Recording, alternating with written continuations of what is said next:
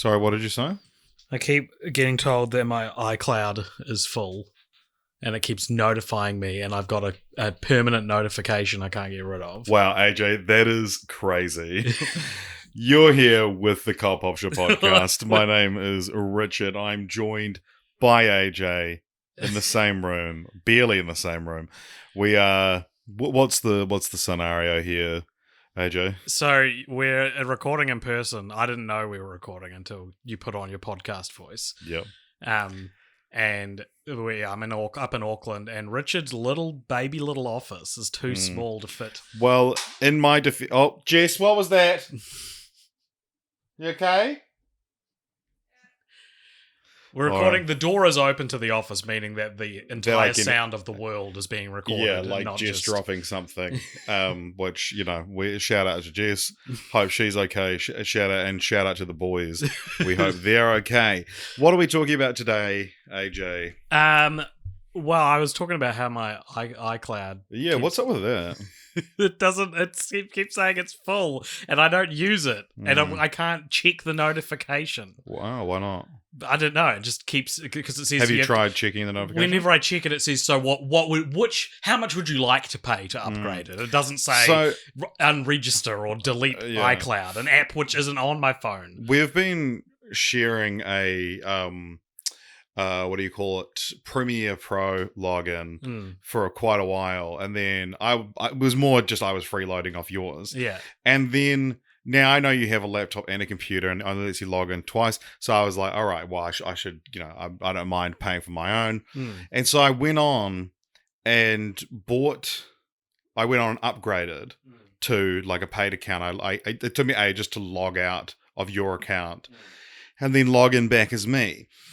And then it goes, cool, do you want to upgrade to a paid account so you have Premiere Pro?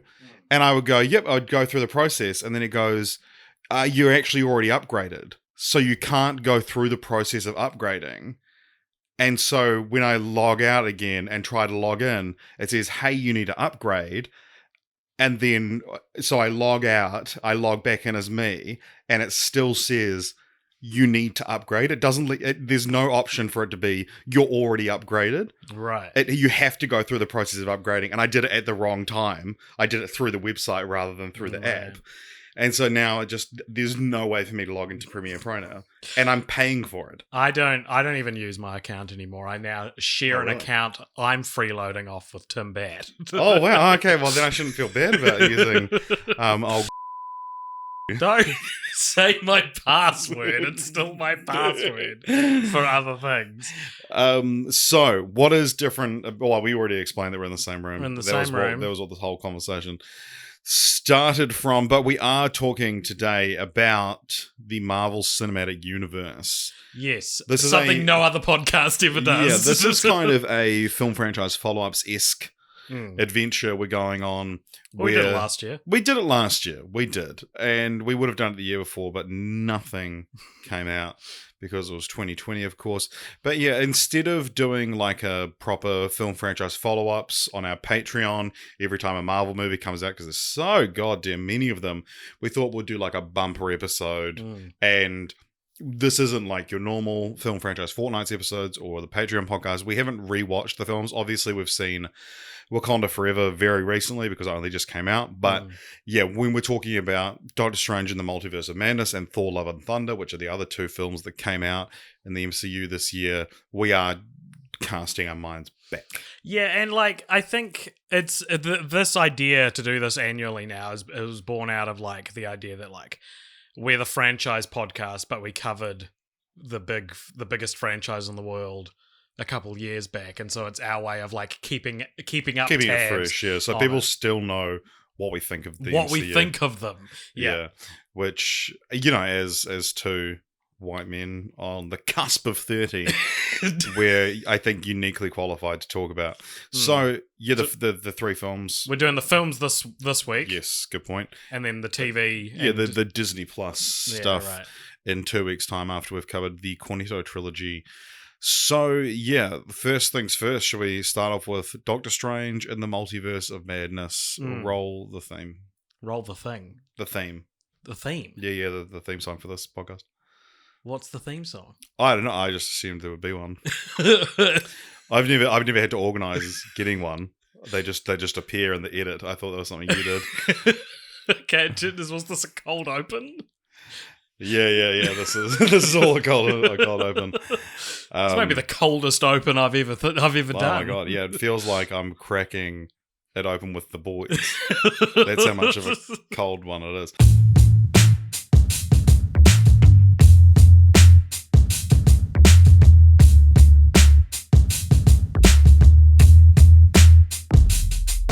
So, yeah, Doctor Strange, the Multiverse of Madness. First things first, directed by Sam Raimi. What's it about, generally speaking? And I'll, on the monitor, which is awkwardly far away from both of us, I will pull up the Wikipedia page and we can get Rotten Tomatoes, etc. Do you have a wireless mouse or anything? No, okay. Doctor Strange and the Multiverse of Madness, from memory, is about Doctor Strange has to... Richard accidentally was holding control while scrolling, and so the page shrunk to 25%. I think it was something like due to the spell from Spider-Man No Way Home, the multiverse is in shambles, and it's up to Doctor Strange and America Chavez. Is that her name? Does she have a superhero name? Yeah, her superhero name is America Chavez. Oh, she doesn't have a... No, so her comic series is just called... Yeah. Okay, well, it's up to the two of them to work out what's going on in the multiverse and how mad it is. How mad, yeah. How the multiverse got its madness back. So, this film has 74% on Rotten Tomatoes, and yeah, this was kind of, we were pretty lukewarm on most of Phase 4 last year, and I think in stark contrast to the cold open we just had, this was quite a lukewarm response. I think for me, this was. I've recently become a film reviewer, and this is one of the first ones I did, and I think it was. I think my headline was like "Multiverse of Madness misses the mark," and people were like, "You've ruined the film for me." Like, people were like, "It just came out, asshole." And now you're spoiling the film for everyone. You're spoiling your opinion of it. That's the thing. It's like I literally just said, like, it's a multiverse hopping adventure. To say any more would be spoiling the film. It's like there's so little plot information in that review. But yeah, people are like, I was going to go see this, and now I'm not, because some guy on the internet thought it was bad. Well, One News. That is true. Bad. Yeah, the nation's greatest broadcaster. So. Yeah, this film for me, it missed the mark, but I think... Shut up, asshole. I think misses the mark. The colloquialism probably is stronger than I felt. I think it missed the mark in the sense that it didn't quite hit its target, but missed the mark is normally something you'd say, when something's like really bad. Okay, I guess I am editing this episode. Why? I was just going to chuck it up. Yeah, but why you're explaining that? Because you just sneezed really loudly. Yeah. And it was you being loud on purpose. You didn't need to be that's how loud I sneeze. You could have gone a couple of decibels quieter. I think I could have gone louder. It's actually so annoying that you did something much louder than anything else. I had to sneeze, AJ. I don't know what you want me to do. All right. Yeah, so, okay. This is the kind of awkwardness you can only feel when two people are staring each other in the face a meter apart from each other. I'm looking back at you and back at the screens in front of me. So it's not just staring at each other. Oh, yeah, so you're avoiding eye contact as well as making eye contact. I didn't know I was. The two most awkward things you can do with a person are make eye contact and avoid making eye contact. It's true. There's damned if you do, damned if you don't. Yeah. When you're really close to someone and you can see them darting between choosing which eye to look at? Can you notice that? Yeah. I didn't think people could notice. John, I'm going to do it to you. Okay. Oh, right, darting, not focusing on one. No, yeah, like darting between the two. Right, I usually focus on one eye. Yeah. Anyway, so yeah, why did it miss the mark for me? I think the thing about this one, and this was a really interesting one to see, like the critical response and the film bro response and stuff, because it's one of those things where I was like, yeah, wasn't my favorite Marvel movie, and then people would come out and be like, oh, like Marvel fanboys like are hating this movie because of how Sam Raimi it is. It's like it's got this dude's signature all over it, and you just can't handle that. And it's like, no, I liked all that stuff. Yeah. And that was the biggest sort of argument, and it was one of these things that it felt like it wasn't okay to dislike the film, because then you were being like a Marvel simp and you weren't liking real cinema. And it's like, no, I like the real cinema of it. I actually hated the Marvel stuff, because this one has some like such egregious fan service in the middle of it, and the film stops to go, look who we got. Yeah, I think because it's quite an interesting journey to get to Multiverse of Madness, as in real life, not the narrative in the film, because it just happens straight away. it started with because Scott Derrickson, who directed the original, was originally going to direct this, got as far as publicly announcing it was going to be a horror before getting fired, or leaving for creative differences. And I think people assumed, because the only creative choice they'd heard was that it was going to be a horror, that was the creative difference. And then they shocked everyone. Because at the announcement, he was like, it's going to be the first scary Marvel film, and Feige's like, it is still going to be PG-13. And yeah, so everyone was like, oh, Marvel are too afraid to do a scary movie. And then they were like, we've hired Sam Raimi. And it was like, okay, that's it, because it was such a power move, because it's like, I preferred Sam Raimi as a director to Scott Derrickson. It's one of the few like examples, because there's been a lot of directors coming and going from projects lately, and it's probably one of the only times when the better director is the replacement. And I think what was interesting is that, like, leading into it, everyone was like, well, is it gonna be just another Marvel movie, or is it gonna be a Sam Raimi film? And like the sort of concoction at the middle of this, the what am I trying to say? The Molotov cocktail that this was. It is called Multiverse of Madness, and Multiverse is all the rage. So of course it's going to be chock block full of references, which sounds kind of antithetical to the kind of thing that Sam Raimi would want to do.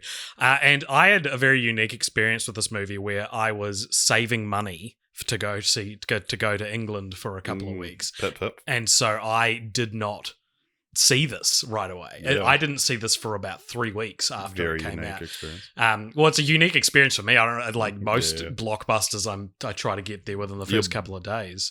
Busting your blocks, and I mean, especially one which is like spoilers the movie. Was like, well, it's cameos. Everything that was spoiled for me, I did not care about in the film. And so, like, I learned a lot about this movie just by being a person that exists on the internet before it came out. I learned, I saw this and that about who was in it and who wasn't in it. Like, literally, I didn't see this movie in time to, like, thumbnails of YouTube channels I followed were spoiling it. That's how late I waited. So that's like at least 36 hours after the film comes out that they usually wait, if that. So when I did see it, it was like, I don't know what to expect now. And I mean, I think we feel similar about the film. I would say that, like, the Sam Raimi stuff is really good. I really love. My favorite part of the film is the final act, where the way everything works out, that he has to possess a dead version of his own body, was like, this is great. What a great Sam Raimi-esque idea. Like, you're getting your money's worth now. Like, this is such a Sam Raimi concept, to have the main character inhabiting a zombified version of himself. That's so funny. That's so scary. It is quite a scary movie comparatively to other Marvel films. Like, there's the moment where Wanda is attacking people through reflection. That was fantastic. The moment where she's like chasing them through hallways and stuff as well. That there was stuff that you're like, damn, this is actually like a horror filmmaker who knows what he's doing. But the multiverse stuff, the stuff in the middle where they're like, guess what, everyone? Pizza balls. Pizza balls, okay. I was more gonna, that's my problem with the movie. No, where it's like, look who we got. it. We got him. We got John Bruce Krasinski. Yeah. To be the pizza ball guy.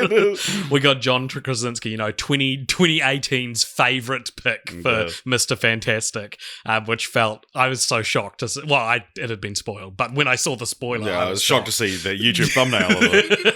Because I was like, they really went with the meme of John Krasinski playing Mr. Fantastic. Yeah. And who else other than Patrick Stewart as a cameo? Oh, there's a Inhumans cameo, which is shocking that they'd acknowledged that show. Yeah.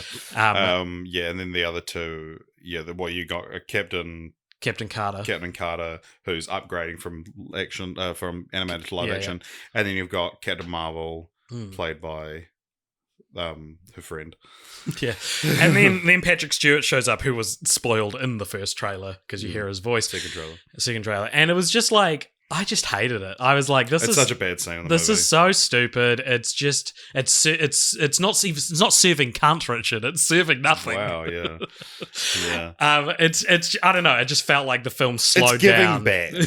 And I think multiverse is such an interesting fad, and I call it a fad and not a genre because it's maybe a little too diverse. Well, fad is a genre. Yeah, I guess so. Because you come to expect it's basically look at all the IPs we have access to. I pee my pants. Do you? You've done it right now to cool off. I think I guess what I'm getting at is I was expecting. To me, and Spider-Verse does this great. The fun of a multiverse film is to be look at the different versions of these characters you know so well. But the multiverse universe hopping doesn't really happen. It's hardly a multiverse of madness. It's not mad at all. It's very sensible. Yeah. How many universes do they go to? There's the most visually striking scene in the film where they are crashing through all the different ones, and then one's paint. Yeah. Which was also in one of the trailers. Yeah. It was released as a clip beforehand, and it was when I was cutting together my review, I was like, I don't want to spoil the one interesting thing in the film, but I have to put it in. And then they go to maybe 2 or 3 that they sort of spend a substantial amount of time in. The 2 or 3 that they spend they're substantial... just Earth with slightly different. They're just, normal multiverses. Yeah. Spend time in the animated one or the paint one. Yeah. Is that not the point of... Is that not why people are attracted to multiverse ideas? And I'm more attracted to that than they went to the Fox X-Men universe. I think that... Which they don't technically, but Patrick Stewart shows up as Professor X. It's just... I don't know. It just felt like it did the least interesting part of multiverse movie. It was, and also the interesting thing is that there were so many rumored cameo. Everyone who's ever appeared in a Marvel film was either confirmed or rumored at some point. One of the biggest ones was that Tom Cruise was going to play Tony Stark, a superior Tony Stark or whatever he was called, and then. So you have all this shit rumored, and it's you shouldn't go into a film expecting stuff based on rumors and stuff. But it's you overhype the worst scene in the film, and then not only does it underdeliver, but it's also just bad anyway. So it's disappointing, and then it's disappointing on a different level. And I also think it's going to be confusing for the future of the MCU, where John Krasinski isn't recast or is recast or whatever. And that's the problem we talked about on last year's MCU wrap up with Loki. Is why is everyone's multiverse self sometimes the same actor who plays them in the universe we know, and then sometimes other actors, but they're never the other actor twice. Yeah, you know what I mean? Yeah. So everyone, it's not 2 Sylvies. Exactly. So I don't know. I didn't like that. I really liked the last act of the film, and contrary to what a lot of people have said, I really liked that. I thought it was cool to make Scarlet Witch the villain of the film. I will say that it's. The character development for her is so all over the place, and going from WandaVision to this, and reducing her to just being I just have to find my kids, and also I think she kind of became a bit one dimensional when WandaVision did a lot of really interesting stuff with her. But there is the story. So behind the scenes, the writer was writing a film where Nightmare was the villain, with Baron Mordo as a secondary villain or something. Oh, right. And then it was and then lead in so that Scarlet Witch will be the villain of the third one. And he was well, I've got access to this great villain. Why am I, instead of developing a character over the course of a movie, why don't I do that off screen and then I can write the cool villain now? Like he literally says in the Doctor Strange Assembled episode, he's like, yeah, why would I? Sam Raimi, you mean? No, the writer of the film. Oh, the writer. Says, yeah, why would I hand off a good villain to another writer when I can have her now? So he threw out. So Baron Mordo is, set up in the first one to be his arch nemesis. They never face off. We meet one universe where I was thinking of the guy from Civil War and Falcon the Winter Soldier. Who's that? Oh, Baron Zemo. Wrong Baron. Yeah. So it's like he meets him in an alternate universe where he's friendly. The last time they saw each other, they were kind of friendly. And it's like, oh, this guy's going to kill me. But no, he's friendly because, in the 6 years since the last film, we've hated each other. We've dueled thousands of times, but you don't get to see any of that because the writer wasn't interested in that. And it's like, and yeah, there is something to be said for like not writing something that you don't find interesting, but to just completely speed up and ruin a lot of this character development just because you want to play with that toy. Yeah, right. Is that's not good filmmaking. Why do you think Sam Raimi did this? Why do you think he directed this film? I think because Kevin Feige's like one of his earliest jobs was working on that original trilogy of Spider-Man movies. But that's a revert. That's like Sam Raimi did Kevin Feige a favor. Yeah, but I'm saying that like I'm sure they have a great relationship, right? And Sam Raimi hasn't done anything in a long time, and I think that he's probably if you'd spoken to Sam Raimi since between Oz the Great and Powerful and now, if you'd said, hey, would you direct a Marvel movie? He probably would have said something along the lines of, it would be fun to return to the world of superheroes, Yeah. And so I think that it's something that he was probably open to doing a superhero movie again. He's mates with Kevin Feige, and the chance to play in the sort of superhero sandbox as well as the horror sandbox at the same time would have appealed to him. Because he likes Doctor Strange. Yeah, he does like Doctor Strange. Yeah, because he's referenced in the Spider-Man movies. Yeah, right. I think, I guess I wonder how he feels about this movie. I wonder how Sam Raimi feels about like contractually needing to include all the cameos, because that feels like the kind of thing that he doesn't like. I wouldn't be surprised at all if in another universe if I'd heard Sam Raimi be like the MCU is a theme park. They're not really films. Like he seems like that camp. Yeah, but then you think that he also made like Oz the Great and Powerful. Yeah, I guess so. Yeah, it's like at least that's like a vaguely original. It's not original in the sense that it's Wizard of Oz, but it's like it's not like part of the Wizard of Oz franchise. Oh yeah, but it's a big like Disney film. Yeah. Like the thing is that like Sam Raimi, he's a film bro director, but it's funny that it's like he's not a very serious guy. Like think of like his like his most serious films like Evil Dead 2, like pretty silly film. Yeah, no, totally. Yeah, that makes sense. Speaking of silly films. Well, first of all, don't we have like segments that we do for the MCU movies, or is that at the end of the episode? Oh, with the post credits. We did two, didn't we? Was it the Cats in the Cradle? That's what you should call this room, the Cradle. Yeah, I will. So every time the cat comes in, you can say to me, AJ, the cat's in the Cradle. And you'll know exactly what I mean. Yeah. Yeah, he loves, I know it's cliche, but he loves hopping up on the keyboard. But now that I'm not at the keyboard, he probably won't.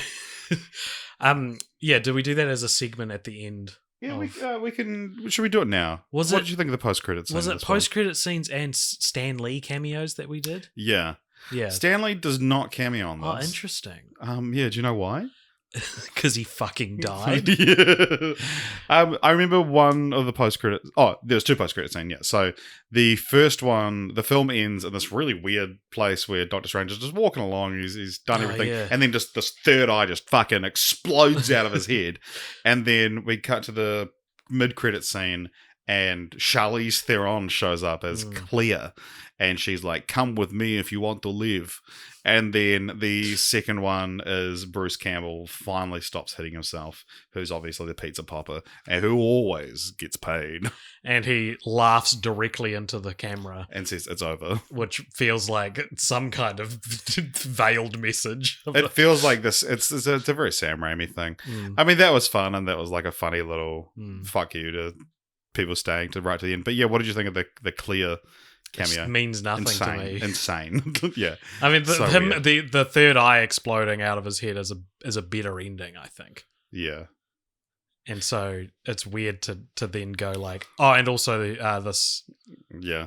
like, because doesn't he have the third eye in that scene? as well? He makes it appear as it before. That's he leaves. stupid. We just saw it existed. Yeah. It's a weird like very similar double beat. Yeah. But because there's implication that he's now like corrupt because he used the Darkhold. Yeah. But yeah, apparently Clea is like Doctor Strange's wife in the comics or something, Right. and she's the current Doctor Strange as well because he died. Right. Yeah, much like Stanley. Anyway, you used the word silly before. Sorry, what a silly something or other. Yeah, you're right. Speaking of silly films, we had Thor: Love and Thunder, which came out not too long after that film. But yeah, what did you think? What's Thor: Love and Thunder about, first of all? So Thor: Love and Thunder is about Thor it's Valkyrie who's like ruling New Asgard, King of Asgard. Yeah. King of Asgard.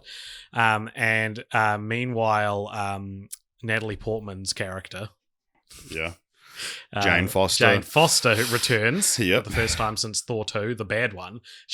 Natalie Portman was probably like, yeah, I'll do a good Thor movie. Yeah. Well, it's funny. Yeah. Taika Waititi's returning. I'll do a good Thor movie. Yeah, well, that's exactly what it is, right? But yeah, it is funny that, after doing Thor 2, she was like, no, God, no, and then missed out on the best one. Yeah.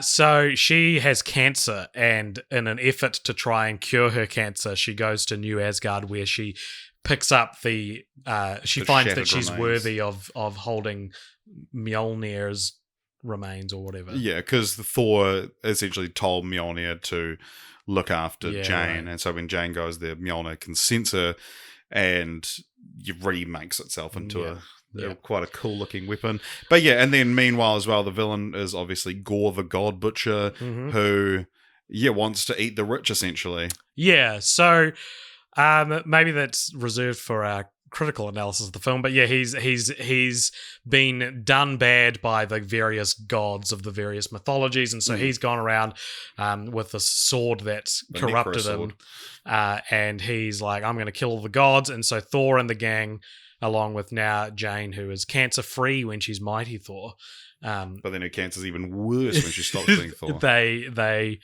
go on after, with Korg there as well. They go on after. Don't worry, even when he dies, he's still there. When he goes after, they go after Gore the God Butcher.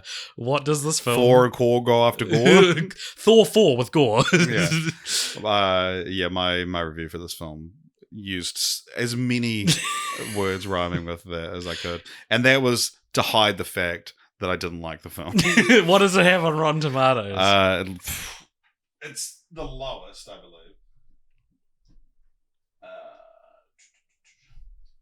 64% now. It's lower than Thor the Dark World, but it's not rotten. I don't think it's worse than Thor the Dark World. It's bad in a different way. It's a bigger swing. Yeah. And I think that because the swing misses, it feels like a much worse thing. It was so shocking to see how poorly received this film was. Not because I liked it, but because because it was giving cunt. I saw it maybe like a couple of days before the feeling, the vibe started to swell. Well, that's also one of the sort of benefits of watching a film in New Zealand, because we have the Wednesday night previews, which it's like Tuesday night in the States, or entering Tuesday, entering Wednesday, and then the film doesn't come out till like Friday there. That's like when the very general public sees it. So we sort of have 3 to 4 days to really develop our feelings before we're learning what our feelings should be.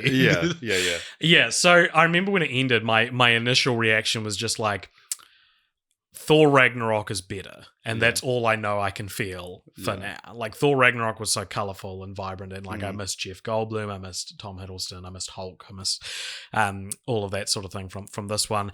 And the more I thought about it, the less I liked this movie. I don't think it's terrible, but it is probably That's pretty bad. I think what's shocking to me more so outside of the MCU is like this is Taika's first film after Jojo Rabbit, which I think is his career best. I was blown away by Jojo Rabbit. I still love Hunt for the World of People. That'd be my second. Yeah, that and Jojo Rabbit. Yeah. And so just to see a movie which seems so proud of the fact that it has no script. It seems so proud of its weird style of humor, and people were like, the problem with this movie is that there's too many jokes in it, and it's like, try watch it in a packed theatre in New Zealand where New Zealanders hate laughing at other New Zealanders, because no one was laughing. No one gave cunt to the film at all. And and so it feels very aimless, it feels very half-assed, and like Natalie Portman, I don't think can, at least in this film, I don't think she did a very good job like conveying the Taika style. I think whenever she has a comedy beat, I was like, I don't like this. Like when they talk about like she's got stage 4 cancer and she's like, out of how many stages? And like 4 that we know of. And then explaining like the event horizon, like wormhole thing. It's like all the stuff that just like just doesn't work. The joke that I didn't think landed is when her and Valkyrie are dancing to like a portable boombox, and I was just like, that's the one where everyone's like, look, this film is bad because it has women in it. Right, that's not what I'm saying. Well, you know. Actually, well, to be honest, spoilers for the end of the movie, she still dies of cancer for, I can't remember what fucking thing they had to, what devil's bargain they had to make that meant she had to die. But I was like, you're really killing her off. And you made such a big deal about like, we're casting Mighty Thor. Sorry, edgelords, Thor's gonna be a lady in this movie. And then she dies, and it's like, well, oh no. I bet the edgelords are pissed off that the woman Thor died. Yeah. Anyway, the big thing with this movie is not only is Gore the God Butcher correct according to my ideology, he's correct according to the film's ideology, and yet the film does not look this in the eye at all, because he wants to kill the gods. I don't know why they needed to put this corrupted sword in it, because he had good reason to not like the gods, because they don't, his daughter dies and the gods don't help him. And so he's like, the gods are essentially the bourgeoisie, so let's go kill them all. And so Thor and the gang go to Olympus to warn the other gods and to try and recruit them. And the fun little thing that when he's talking about building a team together, he says he mentions Tumatanenga, right? Who's, I think I'm saying that right, Tumatawinga, who's the Māori god of war. And you see a Māori god in the Olympian Hall. Anyway, Zeus played by Russell. But then one of them's a dumpling as well. Right. Zeus played by Russell Crowe is there, and he's a dick, and he's actually doesn't care about anything, and all the gods think this is laughable. And then, already I'm like, right, so Gore is correct according to the film's own logic then. And then Thor kills Zeus, and it's like, well, now Thor is a god butcher himself. And like the stuff I'm saying. But the argument Taika Waititi would say, well, no, but Zeus doesn't die. He's back in the post-credit scene. Sure. But it's like, he gets a fucking lightning bolt through the heart. Thor tries to kill Zeus. That much is true. But like, all of these elements would make for a compelling, almost Acabian parallel. You could tell some really, really compelling stuff, and I think if I were to script doctor this movie, I'd be like, Thor should take from this, how do I be a good god? Right? The film gets so close to looking these conflicted, interesting messages in the face, but then seems to be not aware that these implications are there, like, because they're just like, all right, now with Olympia didn't work, so let's keep going after Gore. And it's like, why, like, and Gore, kidnaps a fucking town full of children, so now he is the villain. But he didn't have to do that, and I think there is a more compelling thing here where, and I mean, Black Panther did it, where the hero starts to kind of understand the villain's perspective, and then it ends with. Gore is going to this place in the center of the universe, Eternity, where he gets one wish, which he's going to use the wish to be like, I wish all the gods were dead. And they get there, and it's just Thor, Jane, and Gore, and Jane is dying of cancer, and what is the situation? I didn't even understand. Like, it's not that I can't remember. It ends up being that, I didn't understand at the time. Gorr wishes for his daughter to come back, and that Thor will like take care of her. Yeah. And then Jane dies. Yeah, and Gorr dies as well. Yeah.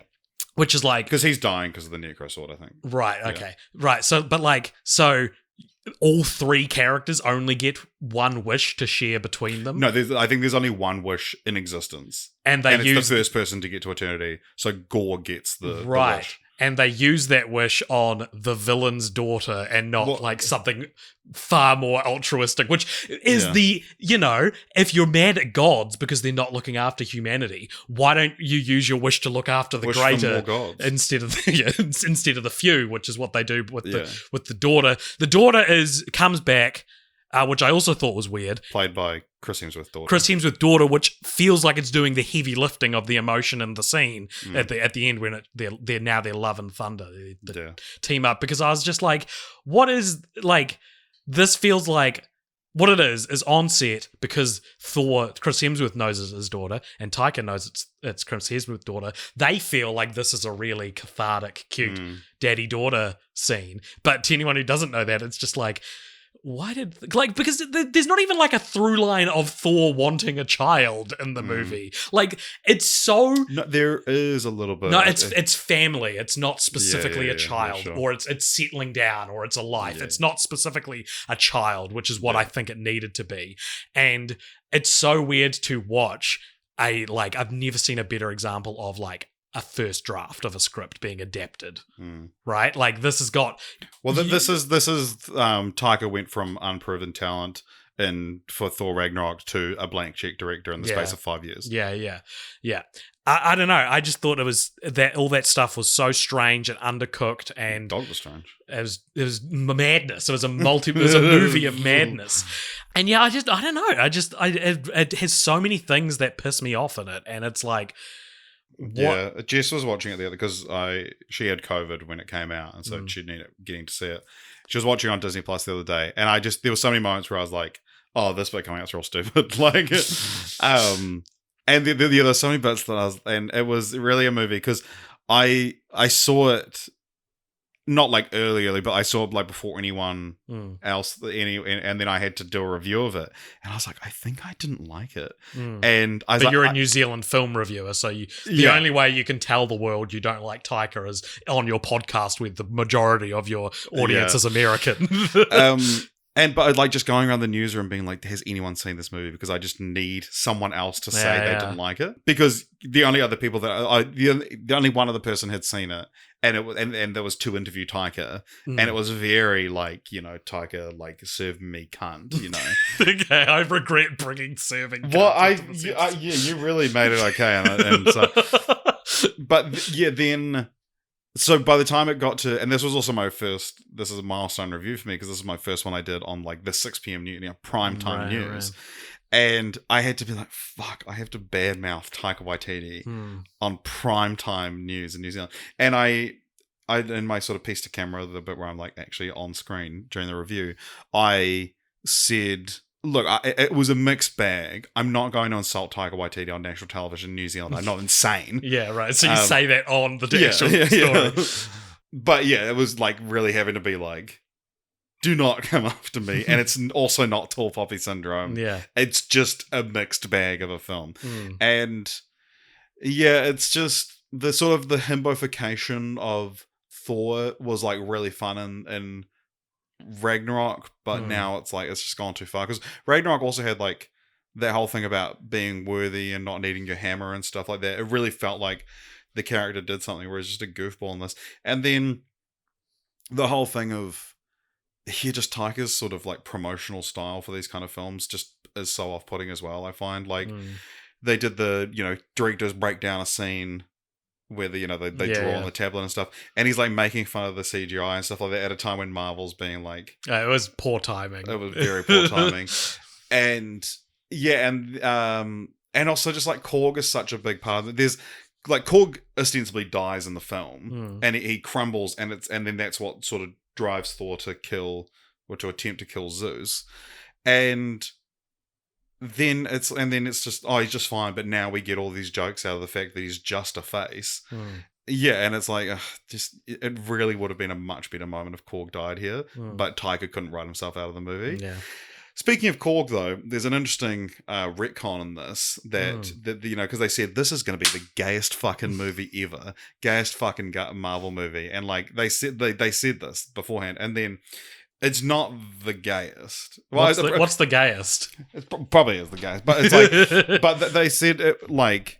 Because they said, Valkyrie is going to be king of Asgard looking for her queen. And I was like, yes, get it. And then that's not really a part of it at all. Natalie Portman doesn't do anything particularly queer. She was one of the ones.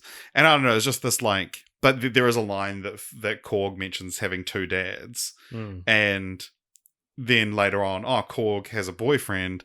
But he mentioned having a mum in Thor Ragnarok, with a new boyfriend who he hates. Yeah. And it's interesting because also, which is my favorite line from Ragnarok. But he also at the end, he meets a new guy called Dwayne the Rock. Oh, didn't know that. Yeah, and it's just very. It is interesting though because it's like it is this like moment of queer representation, but. It also kind of just like it almost the cat's in the cradle and I'm freaking out because it's eyeing up the desk as if it's about to jump right up there. But you could read that as the Korg. I can't remember what the species is, but it's an entirely male species. Like yeah. But then I think the Cronin god is it? No, the Cronin god sits on a throne of scissors because Rock defeats scissors. Okay. Don't care about any of this stuff. Yeah. Like I think it is. The MCU has gone through a journey that started with Thor Ragnarok and has ended with Thor Love and Thunder. Yeah, that's a good way of putting it. And it was the journey where it was like, what if these movies were a little bit silly? What if these movies were a little bit funny? What if they second guessed like powerful moments? And I mean, I guess it started in Avengers, but like Thor Ragnarok felt like a milestone of like, these can be borderline straight up comedies now. And like Thor Ragnarok was well received and I like it. And I know there's these hipsters out there that are like, I think The Dark World is the best Thor. And it's like... Thor Ragnarok is the best movie. Thor The Dark World is the best Thor movie. I don't know. I like it's really interesting to see such a celebrated turn for the character not even get one good sequel out of its like, recreation. It was immediately like, I don't know. It's just everyone kind of hated this movie. Yeah. It's too silly. Thor Love and Thunder is right behind me, isn't it? Oh my god. Yeah, there's just so many weird moments like that. It's that thing of Thor Ragnarok was subversive and fun, and it's like so much of this is like just paint by numbers. It's like first draft comedy, and like you say, it seems proud of not having a script or not being. Well, like the actors are improvising, and it's like these aren't really comedy actors. Yeah, I'm not hanging out for the comedic chops of. Natalie Portman. Yeah, or Tessa Thompson. Not even really Chris Hemsworth. I feel like he delivers comedy best with a script, not improvising it. Yeah, so mid-credit scene, post-credit scene. What were they? Do you remember them? So the mid-credit scene, I believe, I might have this around the wrong way, but one of the credit scenes was Natalie Portman arriving at Valhalla. Idris Elba's Heimdall. Although, interestingly, earlier in the film, it's established that you have to die in battle, not die from your wounds later on. There's a battle with cancer. Yeah, but because Sif is like, no, I'm dying in battle. It's like, no, you have to die in the battle, but you lost your arm, so the arm will be in Valhalla. But then Jane gets there fine. So maybe he was just, to be fair, maybe he was lying to Sif to get her to stay alive, right? But then the other one is a very generous reading of that moment. I think that scene, like, I was pissed off that they killed Jane. I thought that was a weird move for the supposed feminist turn for the franchise. But you can't be too feminist in a Marvel movie. But then when she wasn't dead, I was like, well, fucking pick a lane, dude. This whole movie, but she is dead. She's just in heaven. Yeah, right. But implying she'll be in future Thor movies, I guess. But it's like, either this is Like, there is no solid decision making in this film. Everything is second guessed. Well, I think the one solid decision is that it should be very silly. Yeah, okay. We didn't mention as well, there's the whole like love triangle thing with Thor and Stormbreaker and Mjolnir and... I just didn't want to talk about it. Yeah, neither did I. But yeah, the other post-credit scene is Zeus is still alive. He has a funny Greek accent. And then he's like, well... Some might even say an offensive Greek accent. I saw like discussion threads for the film that apparently he's doing like... Yeah. It's an archetype. It's a... there's like there's like a very specific Australian Greek celebrity.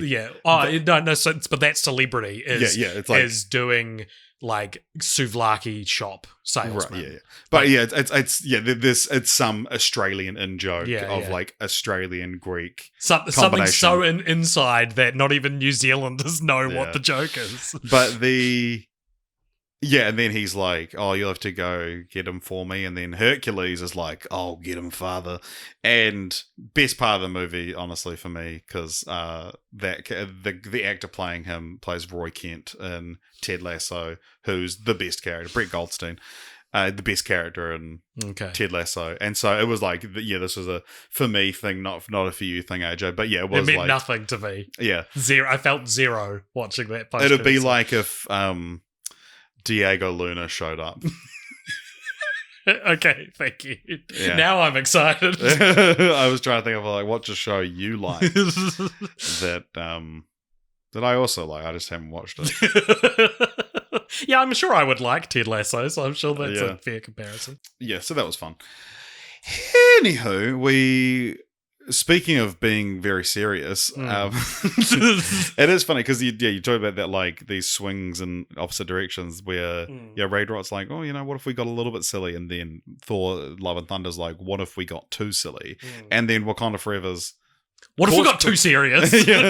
It's course correcting for that. It's not. I'm not saying that it's a complaint that it's too serious at all. No, but it is too serious. It is. It wasn't so much serving cunt as it was. It's imagine the gall of like a reviewer for like Pop Sugar being like, Wakanda Forever serves cunt. Pop Sugar. It took me so long to work out what you said there. Sorry. So Wakanda Forever. Yeah, it is a lot more of a serious film. What is it about, AJ? Well, reeling from the now canon death of King T'Challa, the nation of Wakanda, what are they going to do? The world seems to be trying to mine them for their resources while they're vulnerable. They haven't replaced the Black Panther because all the flowers that define what a Black Panther is were... destroyed. The heart-shaped herb. Which is a weird moment. It's like, I bet they were like, thank God we destroyed these at the first one, so that now we have this interesting thing we know and can be Black Panther. And the crux of the story really is that there's another secret nation of humans. They're not really. Well, they're humanoid. Humanoid. Well, yeah, they were descended from humans. Yeah. They took the heart-shaped herb. It's called Talokan. It's based on Atlantis. It's underwater, and Namor is the king, and he believes that America... So it's important that when the meteorite first hit the tiny nation of Wakanda that had vibranium in it and built their whole, allowed them to have this super advanced place, they said, there was actually two meteorites, one landed in the middle of the ocean, and that's, they were able to make a town there, a little hamlet. Looks miserable. It's underwater. I'd much rather live in Wakanda. Namor basically believes, because of rumblings, he's 400 years old, that have been happening, that the American military are going to find out that his hometown, his country, his nation has vibranium, and they're going to try and like steal it. And so Namor says to Shuri and Angela Bassett, what's her name? Ramonda, says like, you are going to help me fight America and the United Nations and destroy them so that they don't take our vibranium, or I'm going to kill you and destroy Wakanda, which again is like one of those things where it's like, everybody meet your villain who has a very reasonable concern, who's like actually in the moral right for these concerns. Oh, but also here's like a shattering flaw in his. It is really fun because this has kind of become your thing, as like being like, Marvel villains are too relatable and then they blow up a hospital. Yeah. I feel like you're going to get to a point where you're just going to start to just side with blowing up a hospital. Right. You're like, I'm being gaslit into. Yeah. Like you're rabbit holing in a way to that the extreme left. Yeah. So I'm in a deep alt left rabbit hole. Yeah. So yeah, you're gonna watch a Marvel film and be like, no, he had to blow up the hospital because all cops are bastards. Yeah. And there was a couple of cops in that hospital. Yeah. So essentially, like it's way too long, this movie, and there are 2 hours 40. There are beats that happen twice, but they happen 45 minutes apart from each other. And yeah, so Wakanda and the other place that I can't remember the name of, Talakan, go to war. In the middle of the ocean. Yeah. Who's going to win? Who's got the advantage here? And Shuri manages to artificially 3D print the heart-shaped herb. So she becomes the new Black Panther, and she defeats Talakan and Namor, leaves them alive with the promise that they will, if America comes for them, they will help defend Talakan, which is like kind of what Namor was already asking. He just wanted to strike first. And that's sort of the final moments of the film implies that Namor is like, America's going to attack us. It's America, so of course they are. Yeah. And I mean, it's fictional, so who knows? Well, like even in the film, there's like with Martin Freeman's character, that he's like, he says to Elaine from Seinfeld, who they were married. He says to her, I guess he was sponge-worthy. It's a Seinfeld reference. Okay, thank you.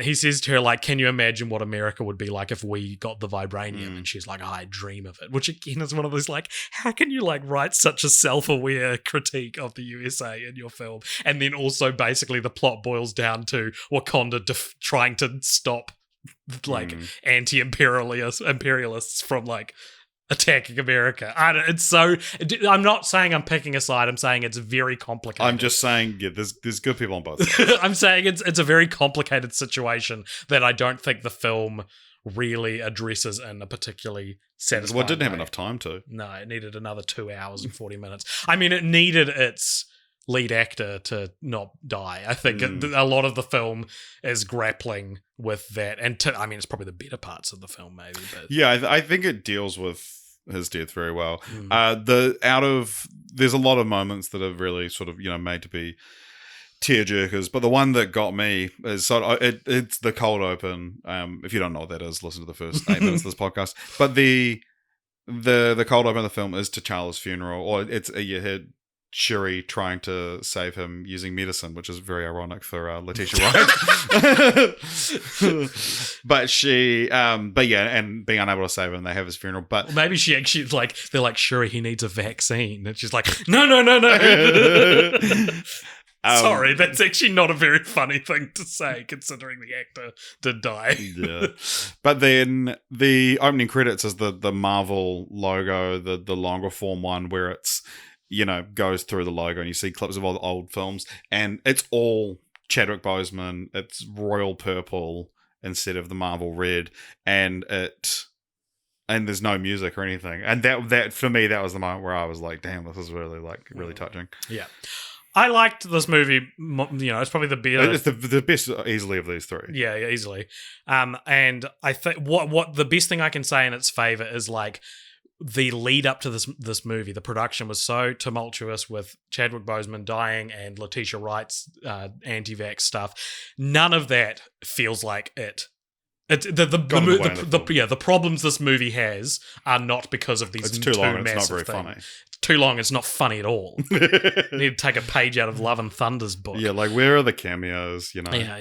If the screaming goats had just showed up for a little bit. Yeah, one other big thing I want to say about this film as well is that my God, the first trailer for this film is the best Marvel trailer Just Marvel thing. Yeah. Such a fucking good trailer, and that was like I was apprehensive about the film. Did you stop there because you're worried you're going to say apprehensious like I did 3 years ago? Yes, it was more than 3 years ago. I've drilled into your head with. I was literally thinking about apprehensious today, but it wasn't a worry I was going to do it. It was like a split second. Do I make the callback or not? But it was made anyway. So yeah, the only reason I was apprehensive going into the film was because I was like, can it live up to that trailer? And yeah, I'd say it does. Like I'm very glad it kept the tone of the trailer, and yeah, it's a very beautiful movie in a lot of ways. I think my biggest, again, it's one of those interesting things with the films this year that like my biggest complaints are like the Marvel-y stuff. Sure. And like the fact that doesn't Ryan Coogler's directing feel like it's better than a man with winged feet coming out of the ocean, a city ocean? No, I love that. I'm not saying it's a bad thing. I'm saying Ryan Coogler, it feels so grounded in so many ways that then he also has to go like, there's also this thing that's basically Atlantis. Yeah, well, I will come back to that. But my least favorite part of the film. So we were introduced to Riri Williams, who's Ironheart, and I enjoyed the character and everything. And she's sort of like making her suit. She's going to get a TV series, and I didn't like that at the end. It was this very shiny CGI, almost identical to Iron Man's suit, and then that two of the Dora Milaje also just get Iron Man suits. These must be like comic book callbacks. Yeah, sure. But like the suits were ugly. Like Okoye talks about how ugly they are, and then they are ugly. And then also Danai Gurira is like one of the best actors in the film and does such like powerful emotive acting. And then for the final battle, you just cover her face up. But then, she puts it down to have a little quip or whatever. I think she should have been the main character of this film. Like, yeah, because the scene where between her and Angela Bassett, where she strips her of her rank, great acting. Well, and that's like a scene that should happen to the main character in a movie. Yeah, but when you got 2 hours 40, you can have as many main characters as you want. So, but the other thing that you're talking about, like the wings on his feet and stuff like that like I feel like another director, or even a few years ago in Marvel, it would have been. The conversations leading up to it be like, oh, he doesn't have his wings on his feet, but like eagle-eyed viewers will see a reference tattoo to of wings on he's his got feet. a tattoo of wings, or his boot has like a wing carved into it because he can fly. You don't need to know why, but and that didn't intentionally rhyme. But is it bad that I agree with that? What that he should have had a tattoo? Not necessarily, but like. Why, people always get mad when comic book movies make things more grounded than in the comic books. I think when they don't, it's pretty silly. I think I disagree. I think that this Wakanda Forever did a really good job of having its cake and eating it too. Right. Or eating its cake and having it too, I should say. But the idea that it's like, it can take this stuff really seriously. Yeah, but he has wings on his feet, and it treats him. He's worshipped as a god by his nation, and I just love that they were able to embrace that. And there's no bit where a character goes, "Does that dude have wings on his feet?" Which and it feels like under another director they would either shy away from that or be like, "Well, we have to point out how silly it is." But Ryan Coogler can be like, "No, this guy is a god." And he has wings on his feet. I guess I just don't understand why a submariner, a submarine humanoid, who evolves to the ocean, would evolve wings on his feet, or evolve wings at all. Should be fins. He should have flippers.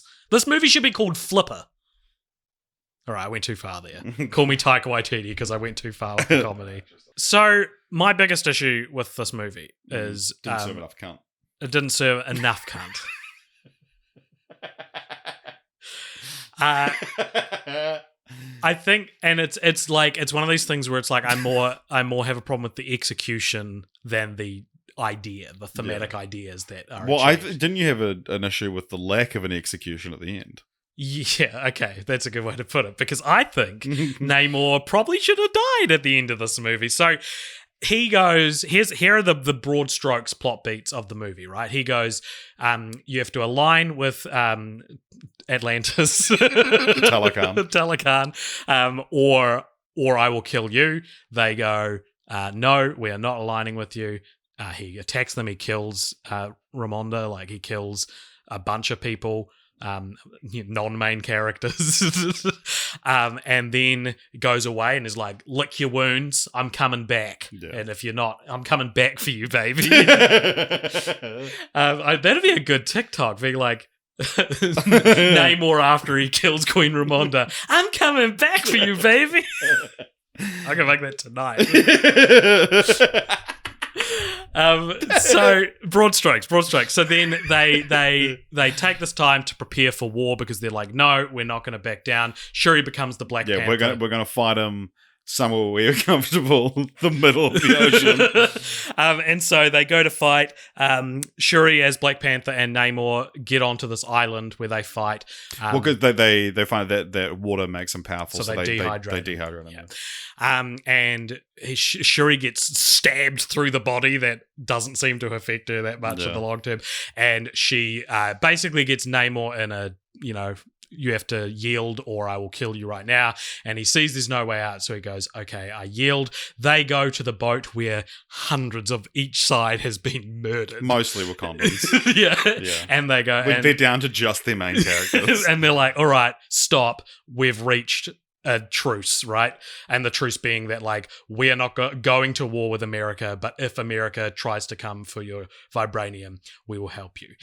I think... it is incredibly frustrating that all of these people died, including a main character and probably the best actress, best performance in the film in Queen Ramonda, Angela Bassett. That, like, I think it's very frustrating that a more in-depth conversation had earlier in the film probably could have reached the same result. The fact that Namor is capable of compromise is like, that's so annoying.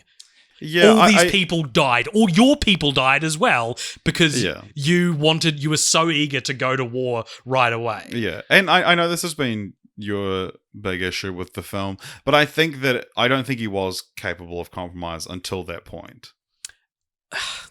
But it's not, like, I never find words and conversation to be a satisfying form of character development. I think action and result is getting one of your wings cut off and then almost dying, like, that's an action. When he got his foot wing cut off, he's like, well, thank God now I don't look like an idiot. I guess, I don't know, I think it's like, God, like, if in real life, if I was Shuri, I'd be like, you killed my fucking mum, dude.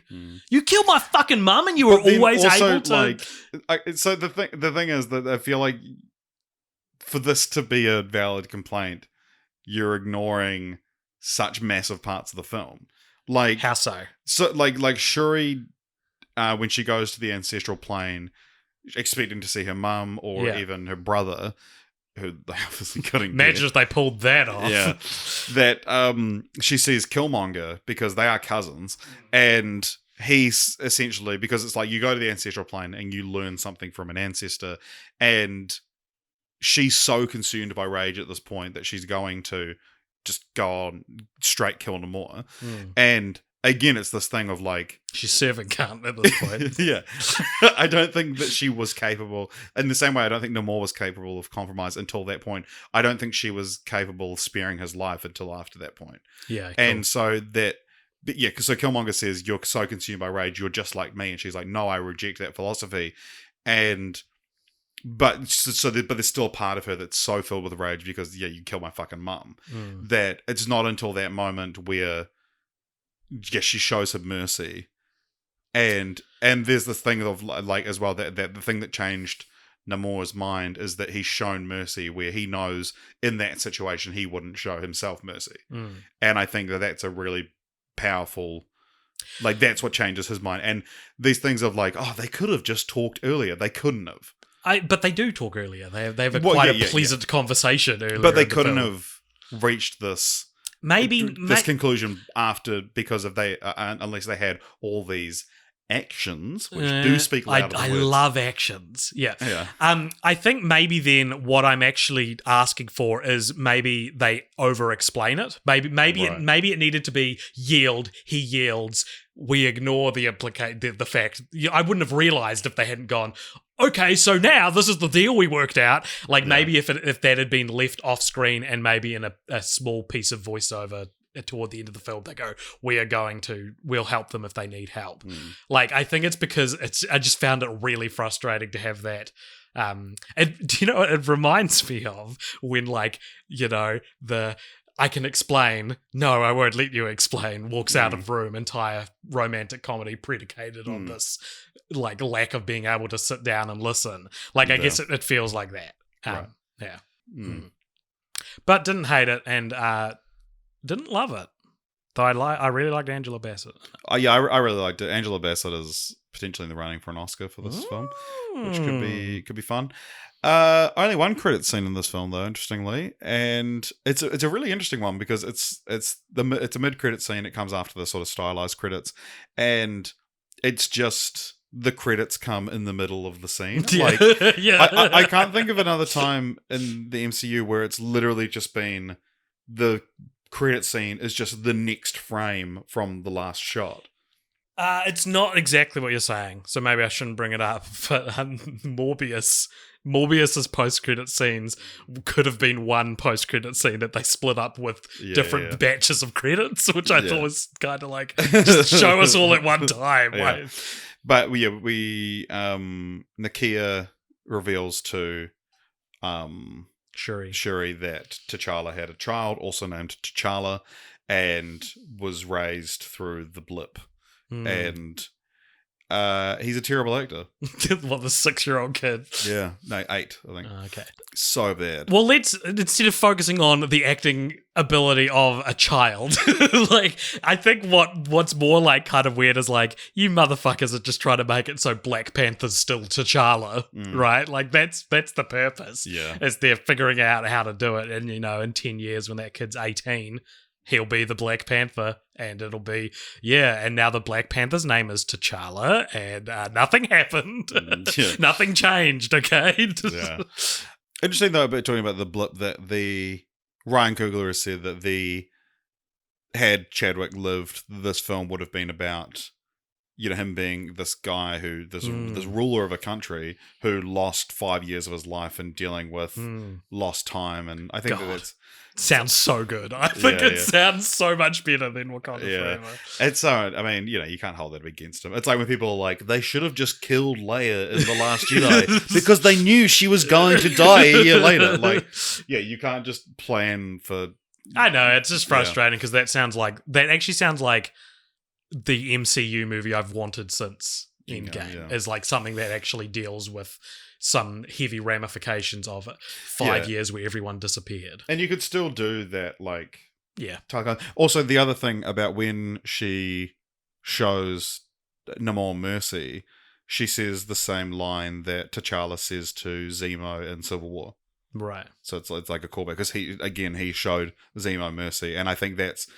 Yeah, she realized she was on the path to become Killmonger, and that's like cementing her on the path of becoming T'Challa. Right. Okay. Do we just jump back to a previous talking point? Yeah. What's going on? I think I'm turning you around on it. In what way? I think because we've had a really good conversation, you have changed your mind when I don't think you were capable of compromise earlier on. Yeah. So, the MCU 2022. The films only. The films only. Do not speak of the TV shows yet. Well, I haven't. You brought them up. So, I mean, we should wrap this up because you've got a TikTok to go, mate. But, yeah, what did you think of this year overall, film-wise? And what do you think of where we're headed? I don't know. I feel like I'm attached to it with a chain at this point. And you can get occasionally some promising stuff like Black Panther 2, but then you can also get stuff where it's with like Thor, Love and Thunder, where you're like, how long are we going to keep doing this for? And maybe Multiverse of Madness is more responsible for that. Well, it's interesting that, like, it does feel like we kind of got the whole spectrum of Marvel this year. Like, nothing And still, I feel like Phase 4 like has a because the Phase 4's finished film wise. Right, there you go. That I feel like it had a bit of a cap on it. This like post Endgame thing. So it's like Wakanda Forever is as good as a Phase 4 film can be. It feels like, and then we kind of got the like, all right, let's take it really seriously. Then let's take it really silly, and then you've got Multiverse of Madness is what happens when you try to do both, and Multiverse of Madness feels like scene to scene, it's blocked out to this is a Marvel scene, this is a Sam Raimi scene, and it's really conflicting with each other. I thought, but we can talk about Phase 4 overall then. All right, what did you think? Probably the worst phase. Yeah, so far. It's very. I think that when we at Phase 10, we're going to look back at Phase 4 as the one that was just introduce as many fucking characters as we can, because I think obviously Secret Wars, they want to be this big in-game style team up event, and because they don't really have like a what's it going to be like when the Avengers meet the Guardians, like these two distinct. Right. We've seen everything like and even the first Avengers film, how these 6 characters are going to work together. The idea of a team up isn't exciting anymore. There's no more like, how's this one going to work with this one? So we're now at a stage where it's like, let's get as many famous actors as we can signed on to these roles, and then when Secret Wars comes, we're going to have fucking everyone in Hollywood in this film. And I think that this Phase 4, you look at all the TV shows, all the movies, they've all introduced a key new character. So you're Doctor Strange for this example, for this round, we have America Chavez. We've got you could say Mighty Thor or Love of Love and Thunder, and then Wakanda Forever, we've got a new Black Panther, and then it's work. Riri Williams, who's getting around series. But then the TV series, talking like last year, because we got the shows we got this year, a lot of them, they were all, or most of them were like based around a new character. Who's talking about the shows now? But if we look at last year's shows, it's like Hawkeye, we get Kate Bishop. WandaVision, we get the kids, we get Photon, we get Loki as Sylvie and all the variants, and Kang and the concept of variants. Then what else was there last year? What If introduced all the bunch of new variants that we can now see in live action. And then there was one more. I'm sure there was. Yeah. Falcon the Winter Soldier had introduced Val and what's the name? US John agent. Walker. Yeah. And then the movies last year, it's like we had Florence Pugh, we had all of the Eternals, Shang-Chi, and then what was the fourth film last year was Spider-Man No Way Home, was the concept of the multiverse on the big screen. And so I think that Phase 4 is going to go down as the just introduces as many fucking characters. It's the Iron Man 2 of phases. And especially introducing younger versions of our heroes, so that they can be around for a lot longer. And I think it's a cynical way to look at it, but it is a very like corporate. It's a very cash money. This is the way to be. This is the time to be cynical about the MCU. Maybe they can crawl it back, but I think my days of being impressed and emotionally moved are numbered by this franchise, which is, maybe that's the nature of franchise. Therefore, the nature of our podcast about how art can only be so good until there's too much of it. Yeah, right. So you think that we should give up the podcast? No, I think we should pivot the podcast to be a critique of franchises. Yeah. Wow, what a villain turn. And they'll blow up a hospital. The hospitals have had it too good for too long. Hospitals have been resting on their laurels for too goddamn long. Yeah, any final thoughts before we sign off and do a live post-credit scene? No, I think that's all my thoughts. Do you have any final thoughts? I've got other thoughts, but not about the MCU. Okay. Well, that's good. I have only MCU thoughts. Wow. Sweet. Well, if you guys liked this episode, thank you very much for listening. We will be talking about the MCU Disney Plus TV and special event stuff next fortnight, so stay we tuned have to wait for that. for one of them to bloody come out. Yeah, that's why it's timed this way. And yeah, if you enjoy this, please like us on Twitter if that's still alive by the time you're listening to this. You can also like us on or follow us on Instagram at ColdPopture. You can join the Discord, which there is a link to in the show notes, and you can also donate at patreon.com/ColdPopture, where you can do all sorts of things, including give us something to talk about in the post-credit scene, which is coming up right after this music ends.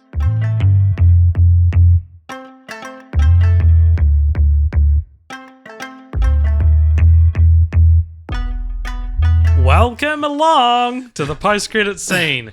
This is a segment at the end of each episode where if you donate $5 or more over at patreon.com/ColdPopture, you get to give us something to talk about. In this, the post-credit scene. Richard, I can see who it's from and what it is. You're going to want to open this one. I think it might be quite long. It's longer than that. It's like a whole fucking script. What a one to do in person. I'm adjusting my mic. Okay. This song comes to us from Vincent Busso, who says, "Can you please perform the short sketch Spicy Pony Head from the Casper Hauser comedy group? It consists of a conversation between a guest in a restaurant and his waiter. The waiter has a very thick French accent. I've written it out for you. Do you want to do the waiter or the guest?" How's your French accent? Not very good. Not very good. Nah, I can do the French one if you want. Okay, I'll be the guest then. Are you ready to order? I am, but I have a question about one thing on the menu. What is Spicy Pony Head? It is a spicy pony head. It is a pony head, but spicy. Imagine a pony without the body. I know what a pony is, Spicy is a make your mouth on a fire. I know what spicy is too. It's just when I see a pack animal on the menu. It is a lot of food, eh? We also have a demi-pony head. This is 1/2 pony. No, I don't want a demi pony head. I don't want any pony head. I try not to eat things I would ride at the fair. Oh, so you would not eat the monkey? I wouldn't ride a monkey at the... Okay, touche. Just, you know what? Bring me a flank steak, medium rare, side salad, blue cheese, okay? Spicy pony head, the flank steak, salad, and the blue cheese. What did you just say? Cheese. No, before that. Bleh. No, you said spicy pony head. Are all of your steaks pony head meat? It's not all of the steaks. It depends on what the fisherman brings. Okay, it's a seafood, like a pony fish or a seahorse. A pony is not a seahorse. A pony is a big, beautiful baby with a long, sick tail. Chop the head off. Spice. Pony. Brr. Pony, as you see it in the field, in a cave, making love to your wife. A pony. Okay, you know what? I don't have a lot of time. Can you just bring me a vegetable soup? There is no pony head in your vegetable soup. There is no pony in the soup. What do you mean? The pony is very near the soup. Is as like it's drinking a beautiful fountain. Like a pony head garnish. Okay. No, don't. No, okay, just bring me a salad, okay? There's no pony head in the salad? There's no pony head trying to eat the salad? How can this pony head eat the salad? The salad is inside the pony head. Why? If we not put the salad in the pony head, how will it not be on the floor? Put it on a plate. I ask a plate, not if spicy pony head. What about a bowl? No. Why? I do not know what this is. A bowl. A bowl? A bowl. A bowl? Why are you doing this? Why are you doing this? A bowl. It's round like a helmet. A helmet, huh? Oh, helmet. Perhaps we put your wine in that boot. Good night. Sweet. Well, do we want to do a little debrief on that, AJ? What did you think? It was funny. Yeah. I mean, we have in the past said, give us a little script to read. Yeah, right. Like, usually it's just a question, but technically we do say, give us something to talk about. Not. Yeah, I think we've said before, like when we did the Abbott and Costello routine, yeah, we, you know what, AJ? I think we served cunt tonight. I think I said pony head. Oh, pony cunt.